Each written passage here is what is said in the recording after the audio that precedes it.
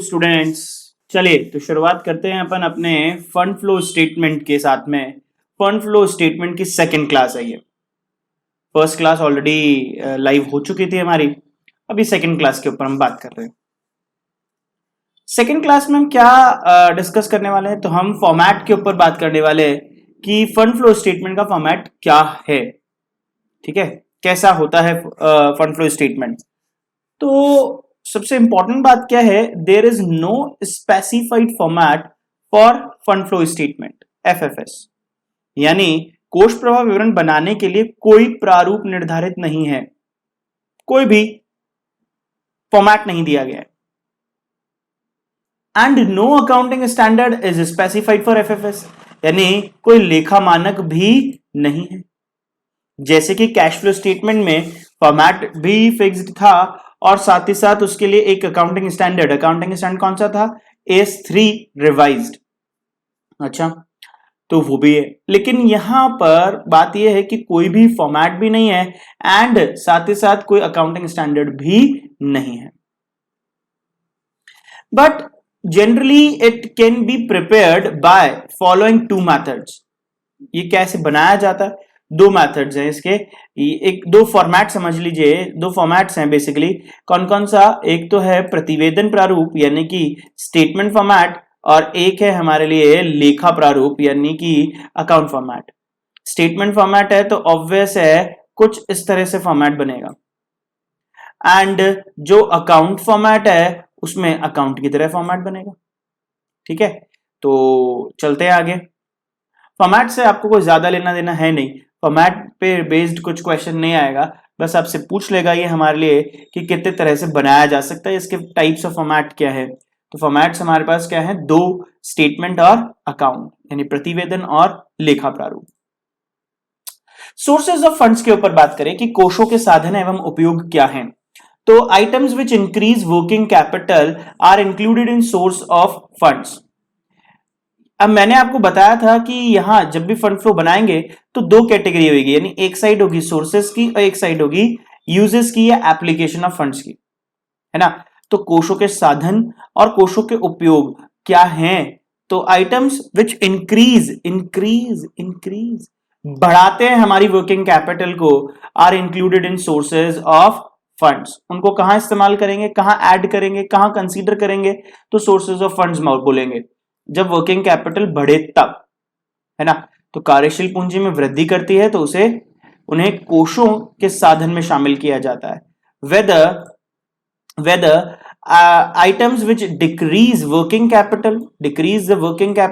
Capital को reduce करे, तो in that case included in uses of funds, उसे यूजेस ऑफ फंड्स कह देते हैं। तो जबकि जो मदे कार्यशील पूंजी में कमी करती है उन्हें कोषों के उपयोग में शामिल किया जाता है। ठीक बात है, चलते हैं आगे। तो वर्किंग कैपिटल इंक्रीज हो तो सोर्स, और डिक्रीज हो तो uses of funds. Sources of funds में क्या क्या आते हैं, क्या क्या ट्रांजैक्शंस कवर्ड है, क्या क्या आइटम्स इसमें कवर्ड हैं। परिचालन से लाभ यानी फंड्स फ्रॉम ऑपरेशंस, या इसको मैं ऐसे भी बोल सकता हूं ऑपरेटिंग प्रॉफिट्स, है ना। दीर्घकालीन दायित्वों में वृद्धि यानी increase in long term liabilities. अंशों का निर्गमन यानी इशू ऑफ शेयर्स। स्थायी संपत्तियों का विक्रय, सेल ऑफ फिक्स्ड एसेट्स।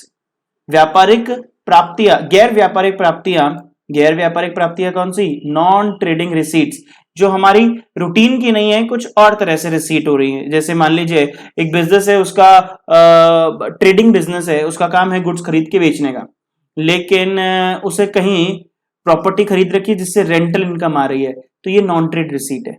उसने कहीं इन्वेस्ट कर रखा है, वहां से डिविडेंड आ रहा है, क्या है ये, नॉन ट्रेड रिसीट्स है। उसने इन्वेस्टमेंट कर रखा है, वहां से इंटरेस्ट आ रहा है, नॉन ट्रेड रिसीट्स है। ठीक है, चलते हैं आगे नेक्स्ट पॉइंट पर। क्या, कार्यशील पूंजी में कमी यानी डिक्रीज इन वर्किंग कैपिटल। तो वर्किंग कैपिटल में अगर डिक्रीज हो तो वो भी हमारे लिए क्या कहलाएगा, सोर्सेज ऑफ फंड्स यानी कोषों के साधन। ठीक है, अच्छा चलते हैं, कोषों का उपयोग क्या है यानी यूजेस ऑफ फंड्स। तो परिचालन उसका रिवर्स होएगा भाई, वहां जो लिखा है उसका जस्ट रिवर्स। क्या?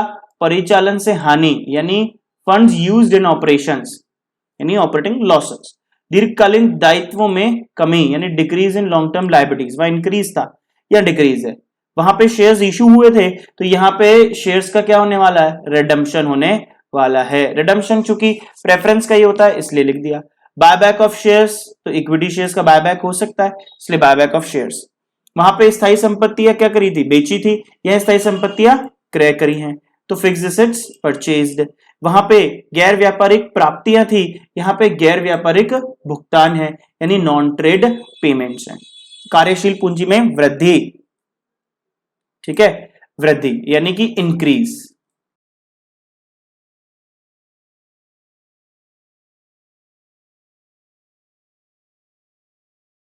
Increase in working capital. Done. तो ये हमारे पास यूजेस ऑफ फंड्स है। आपसे पूछ लेता इनसे रिलेटेड आइटम, बताओ यूजेस ऑफ फंड्स क्या है, बताओ सोर्सेज ऑफ फंड्स क्या है, या बता देता है कि बताओ फॉलोइंग आइटम्स में से कौन सा यूजेस ऑफ फंड है, फॉलोइंग आइटम में से कौन सा सोर्सेज ऑफ फंड्स है, तो आप बता सकते हैं। ठीक है, चलता हूं आगे।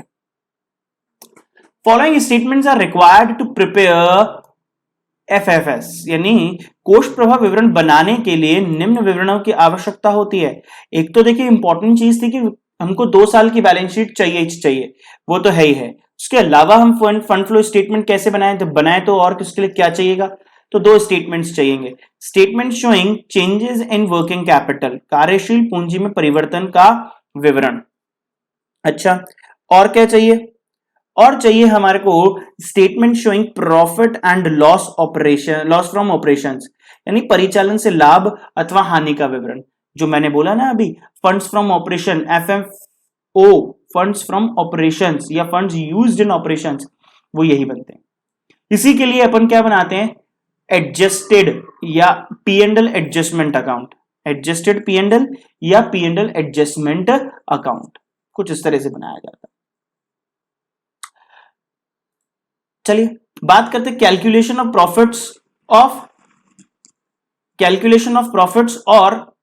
प्रॉफिट्स और लॉस फ्रॉम ऑपरेशंस, परिचालन से लाभ अथवा हानि की गणना। It is also known as funds from operation, इसे फंड्स फ्रॉम ऑपरेशन भी कहते हैं। ठीक है, परिचालन से कोष। For the purpose of calculation, non-fund and non-trade items are adjusted in from net profit. यानी कुछ नॉन फंड आइटम्स बता चुका मैं, नॉन फंड आइटम कौन से होते हैं, और नॉन ट्रेड आइटम्स जो हमारे बिजनेस का नहीं है वो, तो उनको एडजस्ट कर देते हैं, तो हमारे पास क्या आ जाता है? यस, फंड्स फ्रॉम ऑपरेशंस आ जाते हैं। ठीक है, तो इसकी गणना करने के लिए शुद्ध लाभ में गैर कोष और गैर व्यापारिक मदें आपका समायोजन करना पड़ता है। क्या समायोजन करेंगे, क्या एडजस्टमेंट करेंगे? तो कुछ आइटम्स जोड़ने पड़ेंगे तो कुछ आइटम घटाने पड़ेंगे। तो क्या ऐड करना है? तो depreciation, amortization, loss on sale of fixed assets non operating है क्योंकि, है ना, प्रॉफिट एप्रोप्रिएशन नॉन ऑपरेटिंग है, dividend paid, other non operating items which are debited to P and L account. Done. फिर appreciation in value of fixed asset, यहां depreciation था तो यहां एप्रिसिएशन है, यहां लॉस था तो यहां प्रॉफिट है, या एप्रोप्रिएशन है तो यहां रिवर्सल ऑफ रिजर्व्स है, या डिविडेंड पेड है तो डिविडेंड रिसीव्ड है, and non operating items which are credited to P and L account. Done. तो ये हमारे पास कुछ आइटम जोड़ने पड़ते हैं, कुछ आइटम घटाने पड़ते हैं, बट इसका आपके एग्जाम से कोई खासा इंपैक्ट नहीं है, कुछ खास चीज नहीं पूछने वाला। Significance of fund flow statement, क्या इंपॉर्टेंस है, क्या महत्व है कोष प्रवाह विवरण का?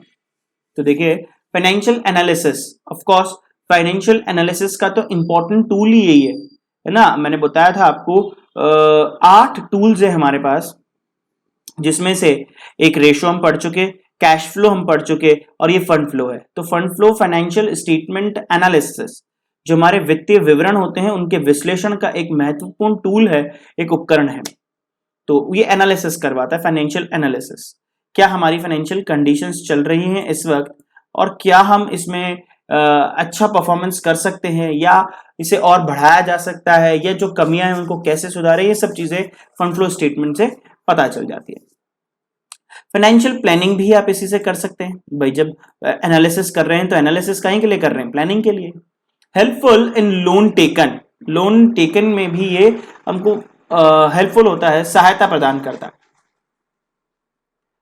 Information about the policies of management, information about the policies of the management, जो मैनेजमेंट है उसकी पॉलिसीज से हम ये अंदाजा लगा सकते हैं कि हमारे, यानी फंड फ्लो स्टेटमेंट से हम अपने मैनेजमेंट की पॉलिसीज का जानकारियां या उनकी इंफॉर्मेशन को पता लगा सकते हैं कि क्या पॉलिसीज चल रही है, वो एसेट्स खरीदते हैं, बेचते हैं, कितने पे खरीद रहे हैं, क्या बेच रहे हैं, उनकी क्या पॉलिसीज चल रही हैं, ये हम उससे अंदाजा लगा सकते हैं। हेल्पफुल इन कंपैरेटिव स्टडी, तुलनात्मक अध्ययन करने में भी सहायक है। जब हम एनालिसिस कर रहे हैं फाइनेंशियल स्टेटमेंट्स का तो ऑब्वियस है। And information about the business problems, business problems का भी इंफॉर्मेशन हम आसानी से पता लगा सकते हैं। ठीक है, तो व्यवसायिक समस्याओं की जानकारी। चलते हैं आगे नेक्स्ट पे। Limitations of fund flow statement, कोष प्रवाह विवरण की सीमाएं। कोष प्रवाह विवरण की क्या सीमाएं हैं भैया? तो ignores fund items, non fund items को ये क्या करता है? इग्नोर कर देता है। गैर कोष मदों की अवहेलना, उनको ध्यान में नहीं रखता। देखिए फंड आइटम को ही कंसीडर कर रहा था, नॉन फंड आइटम को यहां पे इंक्लूड ही नहीं कर रहा है। यानी एक्चुअली में जैसे करंट एसेट और करंट लाइबिलिटी के बीच में ट्रांजैक्शन हुआ, या नॉन करंट एसेट और नॉन करंट लाइबिलिटीज के बीच में ट्रांजैक्शन हुआ, तो ये उसको ध्यान में नहीं रख रहा, उसको कंसीडर ही नहीं करता है, तो गलत चीज है। पास्ट एनालिसिस, भूतकालीन विश्लेषण।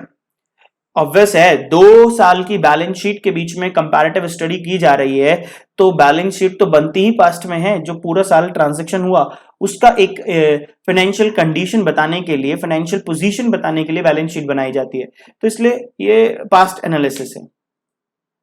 मिसलीडिंग रिजल्ट्स, भ्रामक निष्कर्ष, क्योंकि ये केवल किसको कंसीडर कर रहा है? ये केवल फंड आइटम्स को कंसीडर कर रहा है, नॉन फंड आइटम्स को तो इग्नोर कर रहा है। दूसरी चीज है कि कैश फंड पे भी ज्यादा जोर नहीं दे रहा, उधार ये सब चीजों को भी कंसीडर कर लेता है, तो इसलिए इसका रिजल्ट ज्यादा एक्यूरेट हो ये जरूरी नहीं है। इंपॉर्टेंट एक और बात है कि मिसलीडिंग रिजल्ट्स क्यों हैं? बेसिकली जब हम फंड फ्लो स्टेटमेंट बनाते हैं तो उसके लिए ना तो कोई फॉर्मेट फिक्स्ड है, ना कोई गाइडेंस नोट्स हैं, ना ही कोई अकाउंटिंग स्टैंडर्ड है, कुछ भी नहीं है, तो हम अपनी मर्जी से इसे बना सकते हैं, तो इसलिए कंपैरिजन का कोई सटीक बेस नहीं देता है, ये एक्यूरेट बेस नहीं है। लैक ऑफ इंपॉर्टेंट इंफॉर्मेशन, मौलिक सूचनाओं का अभाव। ऑब्वियस है, सारी इंफॉर्मेशन हमारे पास अवेलेबल हो नहीं हो ये जरूरी नहीं है, तो इसलिए अगर सारी इंफॉर्मेशन हमको नहीं मिल पाएगी तो हम फंड फ्लो स्टेटमेंट एक्यूरेट नहीं बना पाएंगे, और स्टेटमेंट अगर ढंग से नहीं बनेंगे तो फिर उसका कंपैरिजन करना व्यर्थ है, बेकार है। ठीक है, तो ये हमारी कल वाली क्लास में रह गया था, आज होनी थी क्लास बट नहीं हो पाई, तो मैंने आपके लिए वीडियो तैयार कर दिया। ठीक है, होप सो आपको समझ में आया होगा। Thank you very much, bye bye, take care.